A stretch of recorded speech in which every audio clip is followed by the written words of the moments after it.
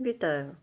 Я вось думала, што сказаць з нагоды дня палітвязня, і мне здаецца, што для тых, хто прайшоў усе гэтыя беларускія турмы, то кожны дзень ён усё роўна, нават зараз, калі мы ўжо вызваліліся, ўсё роўна дзень палітвязня. Мне здаецца, што мы не будзем вольнымі сапраўды, пакуль застаюцца людзі за кратамі і пакуль яны не вызваляцца нарэшце. Мы увесь час так ці інакш у думках звяртаемся да іх, думаем пра іх, жадаем, каб яны хутчэй выйшлі. І таму, напэўна, дзень палітвязня гэта больш для таго, каб звярнуць увагу іншых людзей, хто з гэтым не сутыкнуўся, да гэтай агульнай нашай бяды.